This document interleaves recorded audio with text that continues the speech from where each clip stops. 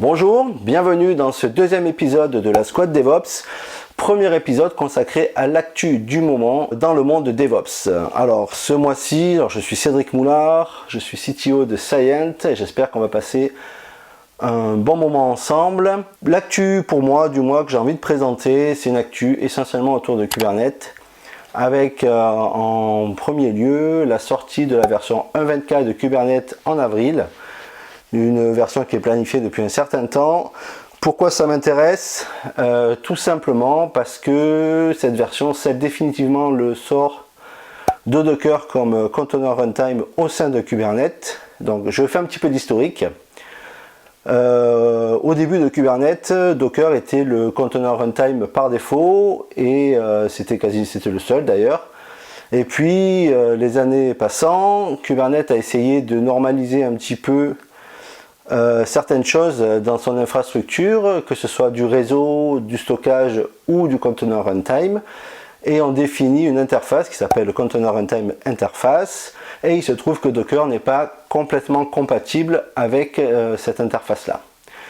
Donc une petite astuce a été trouvée qui consistait à mettre en place Docker Shim, qui était finalement une interface entre le Container Runtime Interface et Docker. Cette astuce a duré et aujourd'hui il a été décidé de la retirer définitivement. Alors c'était déjà déprécié dans la version 1.20, attention, ça ne veut pas dire que du jour au lendemain plus rien ne va fonctionner dans Kubernetes, ce n'est pas le cas.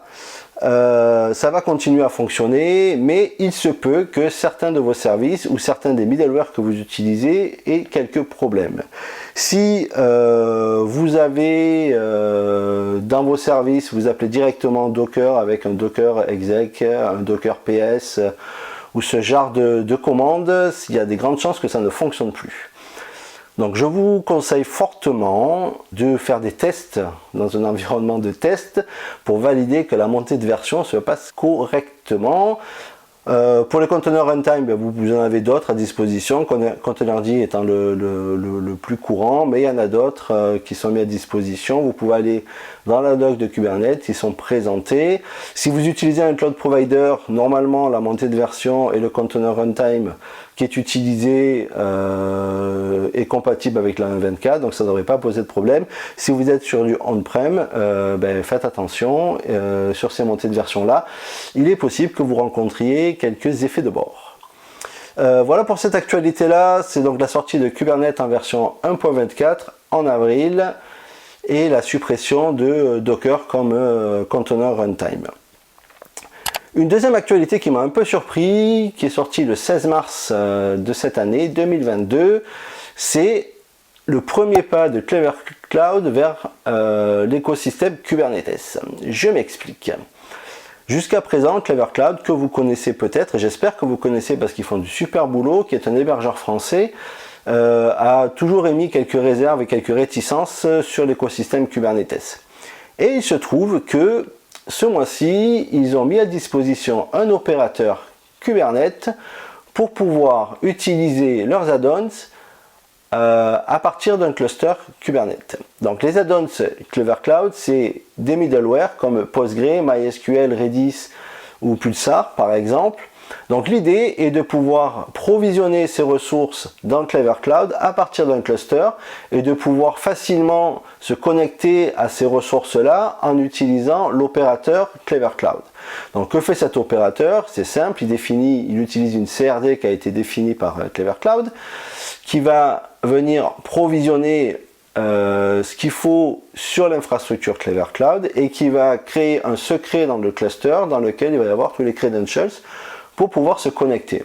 Donc quand vous utilisez cette ressource-là, vous récupérez les credentials qui sont dans le secret et vous vous connectez directement à l'add-ons qui a été provisionné dans l'infrastructure de Clever Cloud. Évidemment, quand vous supprimez la ressource, dans le cluster, la ressource est déprovisionnée dans l'environnement Clever Cloud. Pourquoi c'est intéressant? Pour deux raisons. La première raison, c'est que souvent quand on utilise des ressources managées par des cloud providers, on est un peu embêté pour pouvoir les provisionner à la volée et on va utiliser du Terraform ou autre chose pour pouvoir le faire. Ce qui fait qu'on se retrouve avec deux définitions de ressources, une définition de ressources pour le cluster et une définition de ressources pour les services managés. Et ensuite, il faut synchroniser les deux. Là, on a une seule ressource qui est dans le cluster qui va permettre de provisionner tout ce qui est managé par le cloud provider et d'utiliser directement les secrets qui sont mis à disposition.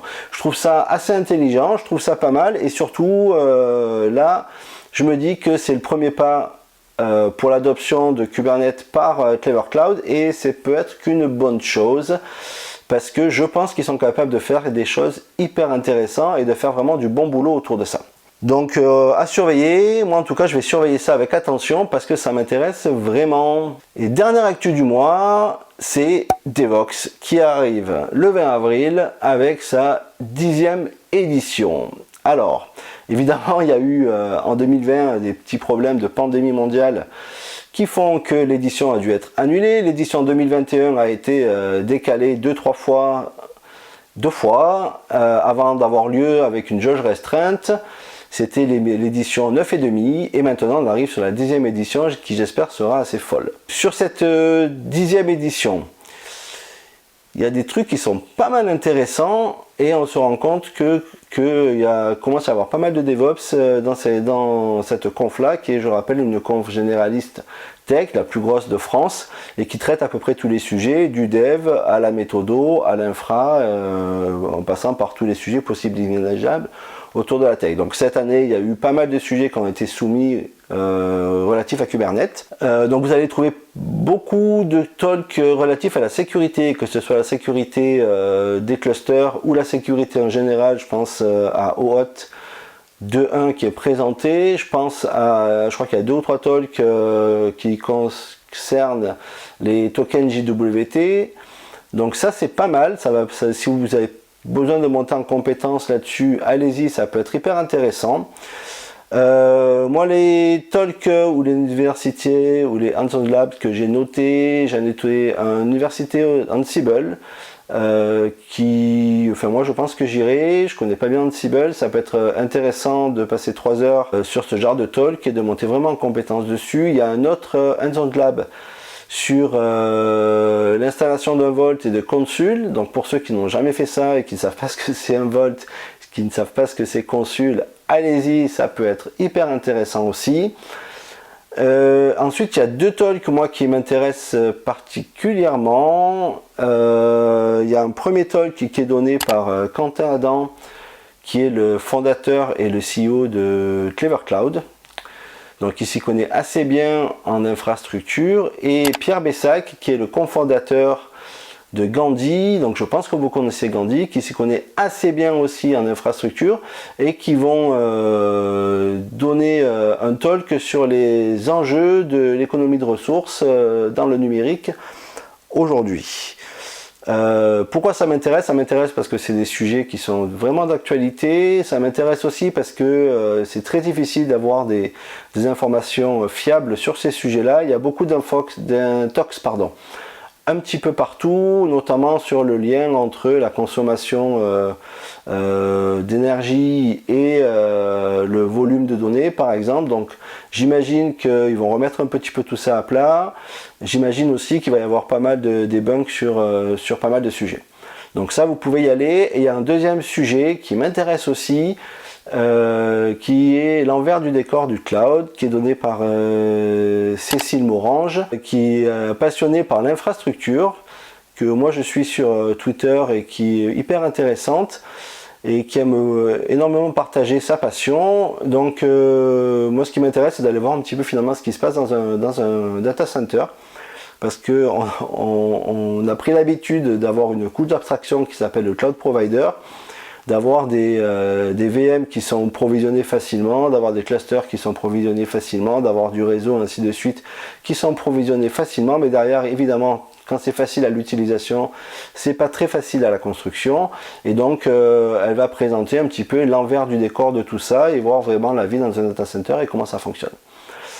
Voilà pour... alors il y a plein d'autres sujets évidemment, je ne vais pas tous les citer parce que sinon je passerai 2 heures. Attention, hein, Devoxx est complet, enfin c'est sold out depuis un certain temps, donc n'essayez pas d'acheter de tickets. Si vous avez raté cette édition, allez voir les éditions suivantes. Prenez-vous-y à temps pour commander parce que ça part très vite. Peut-être qu'on se croisera là-bas pour ceux qui ont déjà leur ticket et on pourra prendre un café, ça me ferait vraiment plaisir. Voilà, donc pour cette actualité de ce mois-ci, je résume. La sortie de Kubernetes 1.24 en avril avec la suppression définitive de Docker comme container runtime. L'opérateur Clever Cloud pour Kubernetes qui est une grosse surprise pour moi en tout cas, et Devoxx qui arrive, qui j'espère va être une petite folie. Je vous souhaite une bonne journée, on se revoit dans un mois pour l'actu du mois d'avril. En attendant, prenez soin de vous, éclatez-vous et à très bientôt.